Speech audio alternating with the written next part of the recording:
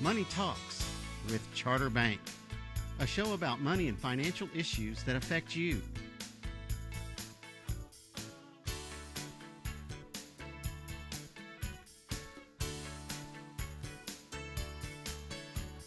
One-to-one banking, it's how we measure success.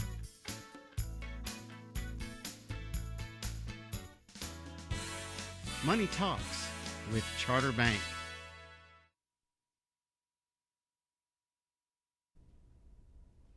Hello everybody, I'm Rich Westfall and welcome to Money Talks with Charter Bank. I'm happy you're here tonight because we'll be talking about financial matters that affect each and every one of you. Got to say Happy New Year to everybody also, and I hope everyone had a great holiday season and a wonderful new year. And having said that, welcome to 2015. And along with the new year, you know, our great hopes and ambitions, resolutions for the new year. And as you think about the new year and your resolutions, most people think about going to the gym more, jogging more, eating healthy, those kind of resolutions. And it really did occur to me that maybe we should take that and talk about our finances and how we can strengthen our finances and become financially fit. What are the things that we need to do? What are the steps we need to take to get there? And tonight we've got the perfect person to talk about this and to help us find the right financial path. And I'd like to welcome Justin Struble from Wealth Caps Financial. Thanks Justin, for having thanks for me. being here. You know, Justin is, you know, you can come in and help guide us and kind of become our financial fitness trainer or coach. Well, I've always looked at what I do as in the financial industry as coaching, because it's really, I can't do the heavy lifting for you. You got to spend the money, save the money, invest it. All I do is say, all right, how do we do it a little more efficiently? Should we be doing this or that, or try something different? Yeah. And so it is a coach. I mean, right, that's how I see what I do. Yeah, and as everyone knows, as you set these resolutions and you try to keep those things and keep them going all year, it's difficult. I know that the attendance or the visits to area fitness centers is at the peak right now. Wait Except until when March. it's really, really cold. Yeah, then everybody just stays home. Stays home. But you go back in March or April, and that attendance tends to go down and all of that. And you know, that's something that can happen even with the best intentions, even when we're trying to get to financial strength and to be financially fit. You know, you can set your resolutions, but keeping them and working them in the right direction is really the key to success, I think. Yeah, and I mean, one of the things we'll talk about is breaking them into smaller steps. I mean, you can have a big goal, and everybody's got them. I mean, everybody has, they're really their wishes until they've got to be written down, and they got to have a date or a deadline. But they're really, everybody's got things they want to improve upon. Sure, absolutely. And if you break them into real small steps and not be so concerned about solving everything January 1st. Yeah. Stretch it out, make it, even if it's not a 1-year goal, make it 2 or 3 year goal. Yeah. And just commit to the baby steps and make them habits. Yeah, you can't eat the whole elephant at once, you know. One bite at a time. Yeah, that's right. But before we really get into that, let's set the stage. Why don't you, if you would, take a minute to tell us a little bit about yourself. Sure. And about Wealth Caps and what you guys do. Justin Struble, owner of Wealth Caps. We're conservative financial planners. So our intent is not to say how quickly can we double your money. It's to protect your money. Typically we're dealing with retirees, near retirees that want more predictable returns and income, and make sure you have the income for life and ultimately don't run out of money. Yeah, good. And there's a lot of facets to that, but that's the simple How long version. have you guys been in business here? I started this company 3 years, beginning of 2012. Yeah. And you know, some of you may be familiar with Justin. He was on our show a couple of months ago, and we talked about all the things that you do in terms of obviously being a financial planner, a small business owner here in Jackson County. a recent Jackson County Anchor Award winner, and an author, and a father and a husband. And you know, we talked about, I don't It's a know how in the balancing world you had the time to do all that. And as you can see right here, here's a copy of the book that that Justin wrote called the Creating Your Retirement Vault. It's a great read. It's easy to read and understand, and it's written for us, you, to really understand what it's all about from a retirement standpoint. And we'll be talking about that a little later in the show as well. So Absolutely. that's good. But jumping back into the taking the small steps and doing some of the things you need. Why don't we go into it a little bit and talk about some New Year's resolutions, some things that some strategies people can go after to set up themselves for financial success. Well, I mean, everybody's in a little different situation. So some people need budgeting. Some people are overburdened by debts, and they've just got to figure out how they're going to pay down that snowball effect.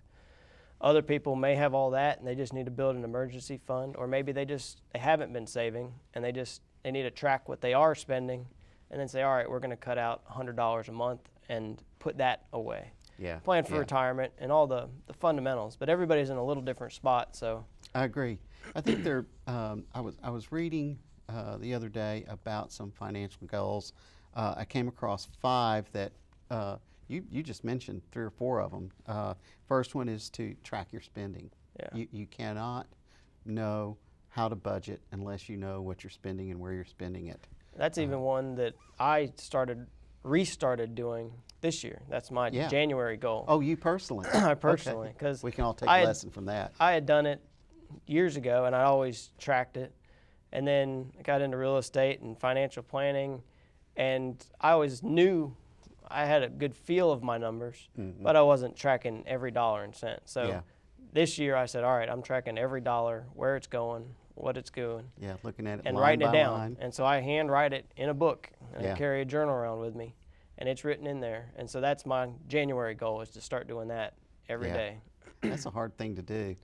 The second one was to create a budget. Now that you know where your spending's going and places where you can probably trim or whatever, then build that budget. Yeah, and the budget's big. I mean, when you start in the workforce, or if you switch jobs or move or have changes in your family, or even retiring, you've got to, some people go all the way till retirement, and they say, well, they may not even know exactly what they make every year, but they know they've got a little bit extra at the end of the day. Right. So when they start shifting into retirement, it's like, okay, what's your budget in retirement going to look like? Well, the starting place is what's your budget now. Right. So even if it's been working and you've accumulated wealth, you still need to know your budget now to figure out what it's going to be when you retire and make sure you don't run out of money. Exactly, and that, and I guess the third one would be to pay down debt, and what they talked about there was to look at your credit cards first, and those with the highest interest. Maybe take a look at reducing those as much as possible. Yeah, I mean, I call good debt anything that's under 5% is good debt. I mean, car, your home is probably under 5%. Pay those as you go. If you've got 10%, 20% credit cards, those have got to be hit hard, because that's your money. Every dollar you're putting somewhere gets a return, and putting it towards a 29% credit card bill is a 29% return on that dollar. Yeah. Versus sticking in it, any investment is not going to predictably give you 29%. Absolutely. So I wish it's it would. a no-brainer to do it. The only exception is your 401k match. If your company has a 401k, they may have a 50 or 100% match. So again, not to say you should do that instead of paying the credit card. You have to look at the money that's available. That is a 50% or 100% return that first year. Yeah, putting it absolutely. So you do those things, and then you try to establish an emergency fund, and obviously that's something that everyone needs. You know, for whatever happens, your car breaks down, you have a wreck, you get sick, whatever. And everybody needs some emergency fund, and the rule of thumb is 3 to 6 months of expenses. Right. 20-year-old starting out is not going to have 3 to 6 months worth of emergency fund, but start with 1,000, build it up. Same thing with the retiree. They're going to need less than that because they may have a pension, they may have Social Security, they may have guaranteed income. You don't need as big of an emergency fund just for that. Right. Now you still need one. Absolutely. Yeah. And then, of course, the last one is to focus on retirement. Obviously, that's all of that leads to that. You just spoke about it for a minute there, and I know we'll be delving into that a little deeper later in the show, but it's still important. And it is, and it's really, I mean, there's hundreds of calculators online that'll say put this much in, and in 20 years or whenever you're going to retire, you'll have X number of dollars. Well, you still have to figure out what the heck that means as far as retirement income. Yeah. And there's a lot of variables that just ignores to say, well, how's the best place to put it? If it says, okay, you got to put 1,000 a month away, does that mean you should put it in your 401k or Roth or pay down debts? I mean, and so that's where, again, coming back to when you're actually planning it, yeah, okay, you got to budget it. You got to have that $1,000 a month or whatever. But once you have it, where do you put it? And that's where financial planning comes basically. in. Yeah. Budget allows you to create the plan. You have to have the plan, and hopefully you'll follow it. You know, we talked earlier about some things that that you think about when you go into financial planning and your resolutions and all of that. And you sent me a list of some of the things I thought they were great, by the way. And so I'd like to maybe cover that in the next couple of minutes left in the segment. The first one you said is, and you mentioned it a while ago, is write them down and read them daily. Excellent. Yeah. That's that is a. Yeah, I mean, I did it, and we'll probably talk after the break a little bit, but I write my goals down for the year, and I do monthly goals, little goals, and I've got it, it's taped to my desk, the wall on the desk, so I see it every day, and I make sure I'm looking at it, and then when the new goal is coming up the next month, I'm looking and saying, all right, what's that goal, and when February 1st comes, I'm already looking at Marches to say, okay, there's my March goal. So my mind can get working and saying, because it works on your subconscious. You get in the habit of knowing, I'm going to do this, I'm going to do that. That's the next step, plan ahead. Yeah, you walked right into that. I did. That's there you great. Go. Perfect. It's like I wrote them myself. Yeah, I mean, and then make them habits. Tell friends and family. I really like this one where you tell friends and family so they can keep you accountable. Yeah. I'm going to do this, and you remind me that I'm going to do this. And I do that personally because last year, and we were talking about that before we went on the air, was I set goals to lose weight and get in better health. And what I'd started doing the beginning of last year in my monthly newsletter for the company, which is as much personal about me as it is financial. Yeah. But I'll have the last page of it shows a paragraph on this is my goal for November, this is what was in October, this is what it's going to be in December. Exactly. And I'm basically telling the world, anybody that's reading it, this is what I'm doing. Yeah. Not to say anybody's going to slap my wrist or punish me if I don't, but I'm basically announcing this is what's happening. Sure.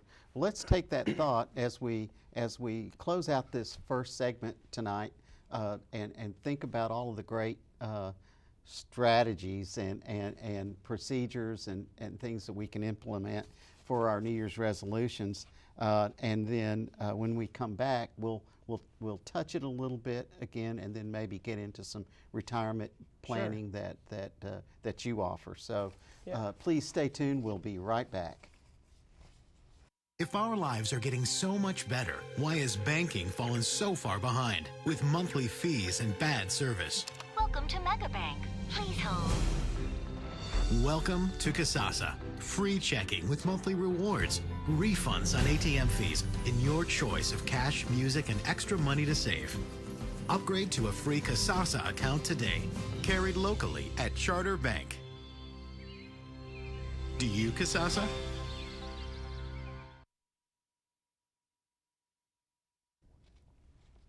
Welcome back, everybody, to Money Talks with Charter Bank. We're really excited with our guest tonight. We have Justin Struble from Wealth Caps Financial. In the first segment, we went through several strategies and things that you could do to really provide some financial fitness for yourselves, set some goals to attain, to really strengthen your financial situation and to be financially fit, just like you can be physically fit by jogging. We went through several ways to go about being fiscally fit in 2015. But in this segment, we really want to maybe talk with Justin a little bit about retirement. And you know, as each year passes, we all get a little closer to retirement. We all do. We Yeah. all do. Hopefully. Hopefully we're going the right direction. Yeah. Well, I looked at my financial situation the other day, and I think I'm going to have to live till I'm 125, or I'm sorry, not live, but work until till I'm you're 125. But I think there are some strategies here that we might talk about that could probably improve that. We'll get you retired by 120 for sure. Yeah. See, I like that. Save you 5 years. I think my first question would be, what type of retirement account could someone open outside of their job? And how will that help them to meet their goals and stuff? Well, the first thing before you open one outside is if you have a 401k and they match, contribute to the match. Right. I mean, it's a no-brainer. Do it. After you've done that, then one thing is a Roth IRA. It's a great product, a great place to put money, whether you're 20 or whether you're 120. Mm-hmm. If you're working, then you can contribute to a retirement account. Yeah. So the key with a Roth, the beauty of it is you can always get your contributions back out. Okay. And it still doesn't limit you on what you invest in. So Yeah. you can go conservative, you can go aggressive, and everything in between. But the Roth allows you to have tax-free growth and access to what you contributed anytime. So you put it in and turn back around next year and say, hey, we've got an emergency, we got to get it. It's there without a penalty or without tax. So it's a great vehicle for all ages. For those that, you know, from a layman's standpoint, a Roth account, is that where the money goes and is invested in certain products? Is that how that works? It can be, yeah, it can be invested in just about anything, Okay. with a few exceptions. But if you stick it in a Roth, it can be a Roth at a bank that's just in a CD, or it can be a Roth in an annuity. Right. The Roth is just a tax structure that says this money is in a tax account. Gotcha. Once it's in the account, it can go anywhere. Okay. So it can be in the stock market, it can be sitting in cash. Yeah. It can be in the bank, it can be anywhere. Yeah, and you can be aggressive. You or can be manage it conservative. yourself. You can Yeah. go online. You can open your own one. Go to E-Trade or Scottrade and open in your own account and do your own trading. Right. It's really you can get one at Charter Bank, come to Wealth Caps, get another, do another one at your place. Now you have limits and all, but conceptually you could have 10 of them if you wanted Sure. to. So That's a great option. Yeah. Are there other options? yeah, well, the next thing everybody needs outside of their work retirement is that emergency fund. I mean, that's the biggest. And then I always tell people, look at your protection stuff. Do you have life insurance? Are you older? Are you needing long-term care? Excuse me, long-term care, even disability insurance. And then after that, it's really, you can open IRAs, which is like a 401k. Sure. So a Roth is after-tax money. Mm-hmm. So you take money out of your savings account, put it in a Roth, and all the growth is tax-free. Good. An IRA, you take money out of, it can still come from your savings account or from your paycheck, but it's pre-tax money, so it saves you on taxes this year. Right. But it's taxable in retirement. Yeah, when you do retire at 125, yeah, and you pull that money you're going to have out. to start paying taxes on that income. Right, absolutely. So Yeah, that I think two ways to go. One would be within your company if there's opportunities there and matching and all of that, and then going outside and looking at some good opportunities to try and maybe balance a pre-tax versus after-tax. yeah, I mean, situation. there's some people, and I mentioned life insurance, but there's cash value life insurance where you can build up tax-free dollars, and that's a great vehicle for the right purpose. But the real point is not, hey, you've got to have all after-tax money, or hey, you've got to get all the deductions you can today. There is a balance for most people. Yeah. Where you want some deductions, especially if you're in a high income bracket, you're going to want the deductions today. Whereas if you're in a low 10, 15% income bracket, you may say, all right, I'll pay the taxes now and get tax-free growth going forward. Sure. Is it ever too early or too late in a person's life to do this? After you retire and you're not earning money, you can't contribute to an IRA or Roth. And before you start working, if you're a teenager and didn't have a job, then you can't contribute. And usually the best time to start is early. Right. You know, because all of this stuff builds over time. And the more time you have, the more you can accumulate. Compounding is really one of the biggest phenomenons or advantages of planning ahead. Yeah. There you go, plan ahead. Plan ahead. Yeah. That's right. Going back to our first segment. That's right. Absolutely. Do you have to worry about minimums to be invested or maximums in ranges like that? Some accounts, some places require $100 minimum, $1,000 minimum. I'd start people. I'll get someone that they're at their first job and they're saying, hey, I just want to do something. And so we can start as low as $25 a month. I mean, we can essentially start with nothing. Good. But the key is then, okay, you're $25 a month.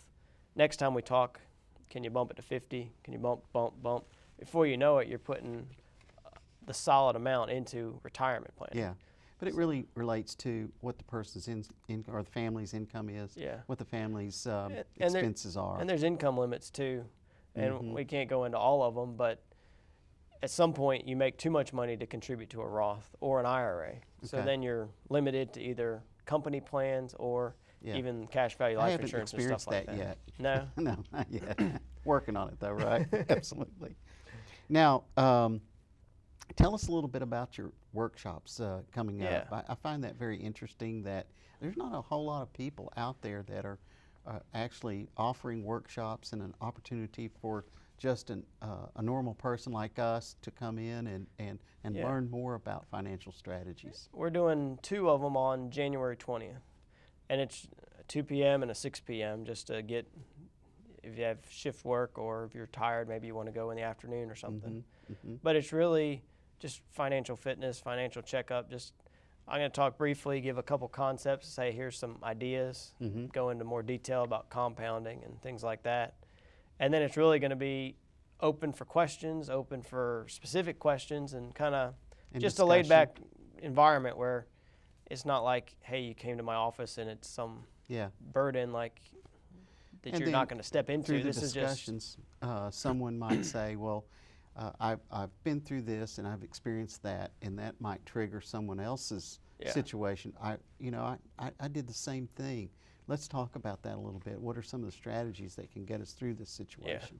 So it's really we're gonna really leave that one, those workshops open ended. So people may come in and say, hey, we got debt issues. They may just have questions about paying off credit card debts. Right. Or it may be we've got a lot of people or a handful of people that are concerned about safe investing or emergency funds. And so it's going to be, I'm going to have a couple topics that are applicable to 90% of the people. Yeah.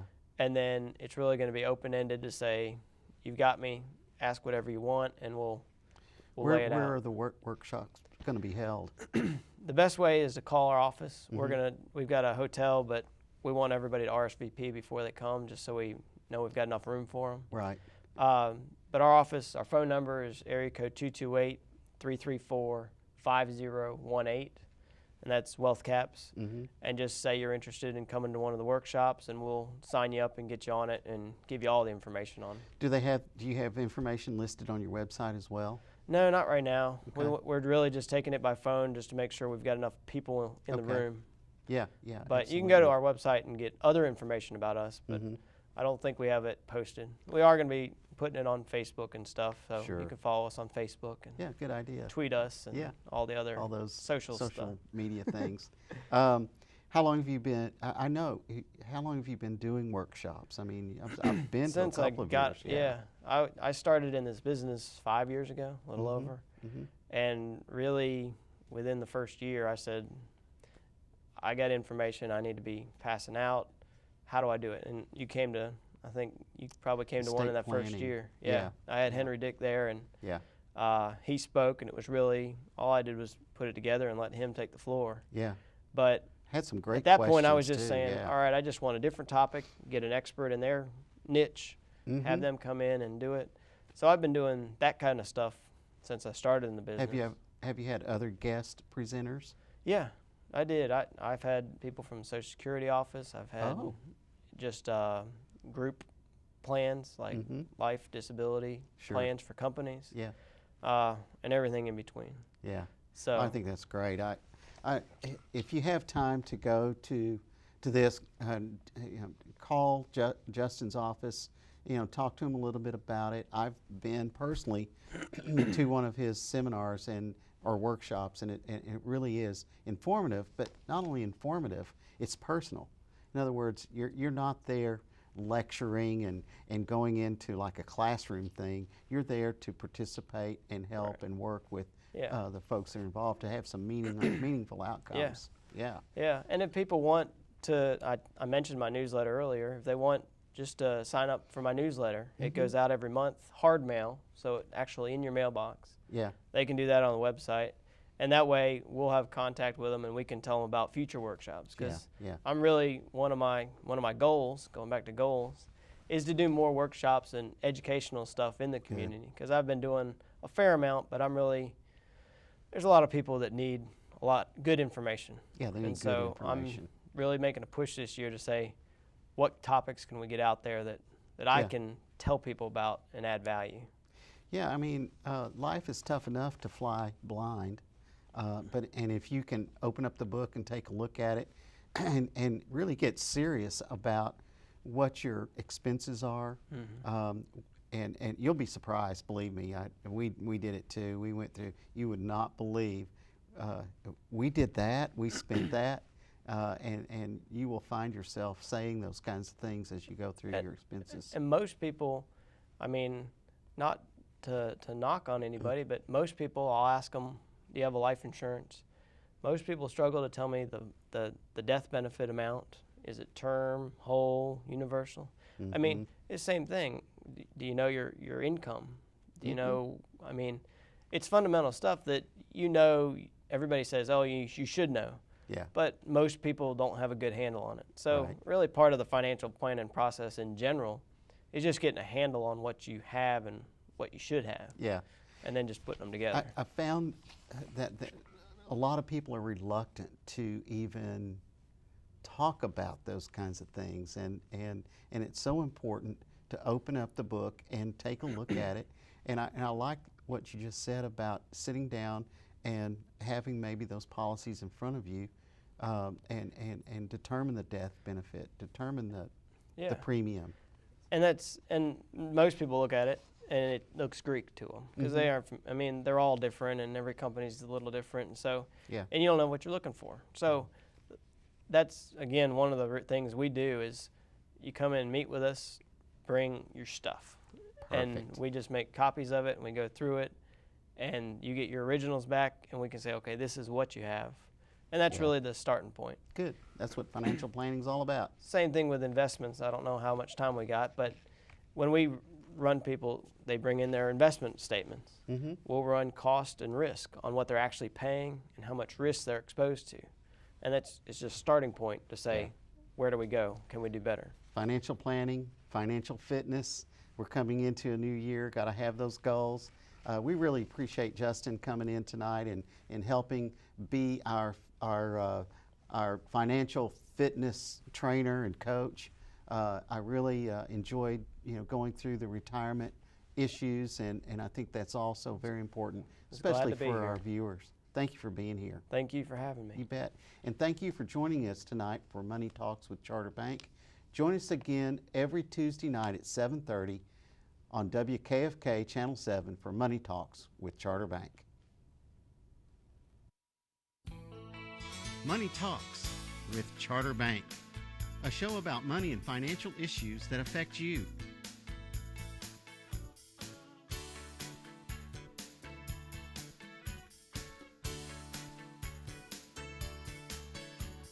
One-to-one banking, it's how we measure success.